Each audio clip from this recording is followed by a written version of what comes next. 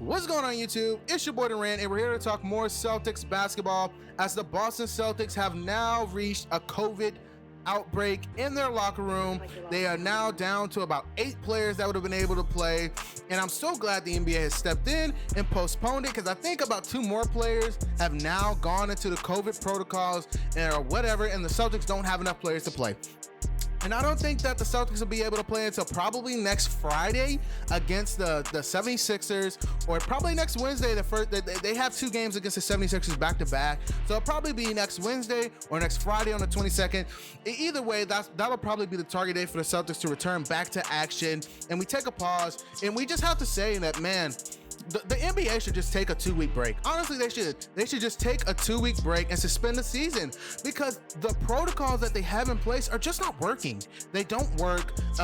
Multiple teams are down to about 8 players that they're playing with. They have multiple guys playing about 45 minutes a game, exhausted, and the NBA is just feeding these teams to the wolves. They are losing games, and it's unfair. And honestly, we just have to take a minute and adjust, and so we can finish this season. Because when the NFL, the big bad NFL corporation, the big bad greedy NFL corporation that everyone was killing, that everyone had an opinion to say about a COVID outbreak and all these, their protocols are working. Like the NFL is about to finish their season. They did a really good job in the regular season. Of course, they had some stumbles in the beginning with outbreaks, but man, the middle of the season, the end of the season, the playoffs are smooth. Like the NFL is just smooth. Like their protocols are working. So everyone, we have to hold the NBA accountable. The NBA as an organization has to do a better job with these protocols. You can't just have a bubble. You can't just play sports in a bubble for 2 years straight. It's not gonna work. They have to bring back. It's not gonna work. When I say it's not gonna work revenue wise. They're not gonna make much money doing it that way. This is their way and their attempt at trying to recoup the money that they lost, while at the same time producing a content that people want to watch. And you have to do that, and to also have a safe product that you want to put out there. They have got to adjust these protocols, because whatever they are doing, whatever they are telling players they should do, it's not working. You have to get more strict. You have to get tighter. And also, one thing that we have not talked about enough is these strip clubs.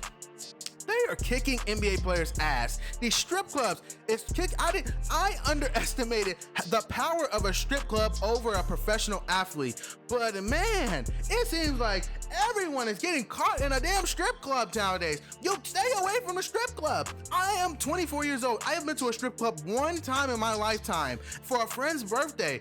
Why is it that athletes have to go see ass? Like, you have to see ass every night after a game. Like, why do you have to go to the strip club every single night? Like, professional athletes are getting their ass kicked. The power of a strip club over a professional athlete's brain is real. It is real. They can't stay away. They can't. The strip club gatherings, they can't stay away. Stop it. You have a job, and you cannot catch coronavirus. And unfortunately, some of these players have, and they're spreading it to ours. And Jason Tatum has coronavirus. I'm assuming Jaylen Brown now has coronavirus. We have so many players that have contact tracing. We have players that are injured. And that's it. Like, we are forced at this point to take a break and take a pause in the season.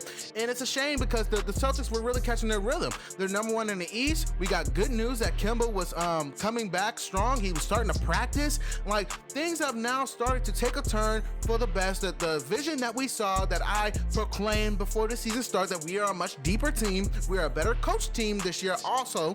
But aside from a few things, the team looked really good. The team did look really good. And I didn't do a post-game analysis of that Wizards game, which was really good, because I was covering the Hornets game also. As everyone knows, I'm from Charlotte. I cover the Charlotte Hornets. So I'm kind of watching both teams, and so I covered the Charlotte game. I am watching the Celtics game at the same time. This is my first year watching both teams at the same time. It is ridiculously annoying and hard, but I did watch the Washington game, and I didn't really get to do a post game of it. But man, here are my notes. The double big lineup. Look, It looked good when we didn't go to it, right? When we started out, didn't we start out super fast? The offense looks really smooth when we have spacing. When Semi Ojeleye was starting at power forward, which he should do now, we should switch. That's also a switch we should make. Semi Ojeleye should start the power forward. He's playing great. He's a good defender. Semi Ojeleye 2.0, 2021 Semi Ojeleye, the updated version that Apple put out, that they have put out, is great. This update, this firmware update is awesome. Semi Ojeleye looks like an NBA player. Finally, he looks like an NBA player. I slandered Semi this summer and said he was unplayable. They should cut him, trade him, all these things, and he came back and made me eat crow. Man, Semi Ojeleye looks good at the power forward. That lineup looks great. I don't care who you put at center, whether it's Tice or Tristan Thompson. One of them has to go to the bench. The double big lineup, I'm not a fan of. Semi Ojeleye looks great at power forward. He really did look good at power forward. Like, we have so much spacing. When he's knocking his threes down and when he's playing defense at the way he's doing, we look like a better team. Semi Ojeleye should start. That's one thing that I took away from that Wizards game. Another thing I took away from the Wizards game is my boy Taco Fall. Taco Fall looks like an NBA player.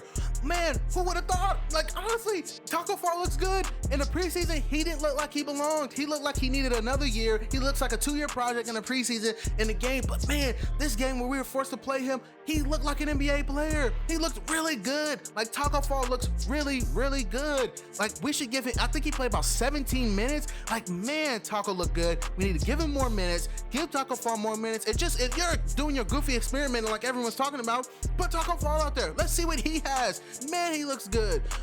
Grant Williams looks good too as a shooter. Like, Grant Williams looks really good. I think Grant Williams is starting to get back on my good side, because earlier in the season he looked atrocious. He looked horrible. He looked like he didn't study. He looked like he didn't do anything in the offseason to get better. But man, that 3-point shot is coming through. He has expanded his range, and not really expanded his range, but he has expanded, let's say, his spots to shoot the ball, because he used to be just a corner shooter. Now he has the top of the key, he has the left part. Like, he looks really, really good as a shooter. I mean, this is all I can say. Like, Grant Williams looks way more polished as a shooter, as an offensive weapon. And if all I want for him to do is continue improving defensively, because he looks pathetic still. He still looks lost, but he is getting just a tad bit better on the pick and rolls. That's the best I could say. But Grant Williams is getting better. And Peyton Pritchard, as always, still the same, rock steady. Like, he's going to be a good player for us. I really don't like Peyton Pritchard and Marcus Smart on the court. That's one thing I say. I think Marcus Smart is really hesitant to defer to Peyton Pritchard. I think Jeff Teague is more reluctant to defer to Peyton Pritchard and let him handle the ball a little bit more. But Marcus Smart, it seems, a little bit hesitant to defer to Peyton Pritchard. That's why we don't really see him more engaged in the offense when Marcus Smart is on the court, because Marcus likes to run everything from the point guard position. But man, that's really my takeaway from the Wizards game. Honestly, because it looked like a waste of time, because the Wizards look horrible. Let's do a little overview of the Wizards. They look horrible. The Russell Westbrook looks washed. I think he's shooting 30% from the field, 60-something% from the free throw line. He looks horrible. He's averaging a triple-double. At least he did that. You know, I always called Russell Westbrook a perennial loser. He looks like a perennial loser now in the regular season. He was always a good regular season player, but he has now looked like a bad regular season player. I don't know what the Wizards are gonna do. I don't. They look so bad. They should have traded Bradley Beal. They should have. He's an aging player. You look bad with him. Why are you not moving this player? Why are you extending him? Why does your owner want to keep this guy? He's not transcended. He's a hooper, fine, but you need to find a transcendent talent, and you need to accumulate picks and young players. It's time to rebuild. Why are they clinching on to Bradley Beal? I don't understand with the Washington Wizards.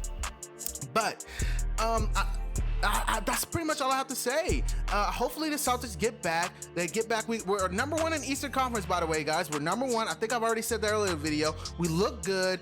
We're starting to stack wins, and when we get back, we'll continue to stack wins. And no one, it's funny how no one's talking about us right now. It's really funny, because earlier in the season, what did Jalen Rose say? But what did Jalen Rose said that the Celtics look like they missed their window? They look like they missed their contending window, right? Ain't that what he said after like 3 games after the Christmas game? Yeah, thank you. Now they have nothing to say. Now they don't even want to speak about the Nets, who are 5-6 right now. The Nets team that is underwhelming. The Nets team with chaotic Kyrie Irving, who won't come play. No one wants to talk about that. That's not even on First Take. That's not even on Jalen and Jacoby. That's not even on other week's other shows. No one wants to talk about it. No one wants to write about it, right? Fine, just like I have nothing to say to that, because if the Celtics would have played these games and been thrown to the wolves, we would have been absolutely thrown to the wolves. They would have killed us as if our team was healthy. If the Celtics were forced to go out there and play with 8 players and play the rest of this game, we would have lost these games, of course, obviously, but they would have killed us like we were actually playing with our guys, which is hilarious. It's funny. It's hilarious. It's hilarious how the media pick and choose who to talk about. Now they don't even want to talk about the Nets. They have nothing to talk about because that team is a complete dysfunction. It's a mess. They're 5-6 and they don't know how to compete right now without Spencer Dinwiddie. They have gone downhill. Thank you. This is why we play the games. And please do not tell me about I don't want anyone to hear the Nets until they reach 500, until they get into the top 4 of the Eastern Conference. I don't want to hear about it. I don't want to talk about them right now. But it's about the Celtics. But we're looking good so far, and when we get Kemba Walker back, we'll be even better, and we'll integrate him. I just worry about what is Peyton Pritchard's role when Kemba Walker comes back. What is his role right now? Honestly, with Marcus Smart on the court, Marcus Smart won't even defer to him. Jeff Teague will. I feel like Jeff Teague will be will get much more minutes when Kemba Walker comes back. So, what will be his role? Will he still be the backup point? Will he still be the backup shooting guard, or will Kemba Walker take some of those minutes for Peyton Pritchard? Those are things that I think about. Those are things, just galaxy brain things that I think about. Will Marcus Smart minutes start to go down? Who knows?